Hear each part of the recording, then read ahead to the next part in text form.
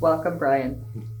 So, what inspired you to put your name forward as a candidate in this election? Back in the spring, I was looking into the city's finances just to see where we were at.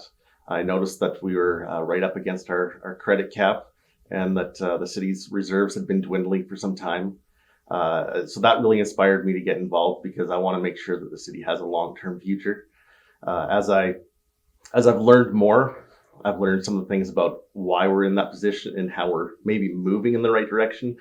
But we really need to make sure that financial state is in a good spot, or we're going to have to really pay for it and have no decisions that we can actually make ourselves in the future. So, Excellent. So, what experience is going to assist you in being an effective elected representative?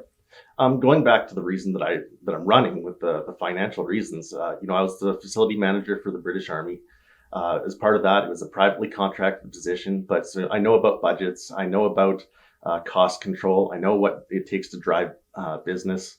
I know about government contracting. So you put all those things together, I think it brings a skill set to the table that can really address the financial situation of the city. Excellent. So, what do you believe are the important issues that are facing our region? Well, obviously the financial one. To me, that one, there are other issues, but if we don't fix that one, then all of the other ones become irrelevant because we can't support charity, we can't support good causes in our community, we can't even support business if we run out of money. So we have to be responsible now, and all those other things, they're really important. They really matter, but that's why I'm so focused on the finances of the city because all the other things depend on it. So, how will your election platform benefit and improve the lives of our constituents here? To me, it's a long-term outlook. Maybe it's not so flashy. I'm not really promising anything in the next 4 years here. It's really easy to come in and just promise the world. But to me, it's what's going to happen 10 years from now. What's going to happen 20 years from now? Medicine Hat is an absolutely incredible place to be. But I want to make sure that when my kids grow up, that it's still an incredible place to be. That it's somewhere that they want to stay. We can have an incredible place for a long time. It just takes a little bit of responsibility right now. Great. And what strategies and specific policies would you suggest for the pillars within the Chamber's Vote Prosperity campaign? So that includes innovation and a competitive strategy, infrastructure development, image and branding, workforce development, along with business and financial supports. Um, I think the city has actually started to move in a better direction in some of these things. So I'd like to carry on with what they've started to get into. We see with Invest Medicine Hat how they've been putting incentives into downtown, and we see downtown actually beginning. It's the very beginning steps, but we see the very beginning steps of downtown coming back to life. We've seen many businesses come because of the incentives that they put out there, but it has to be very strategic. We can't just throw money wildly because that'd be irresponsible.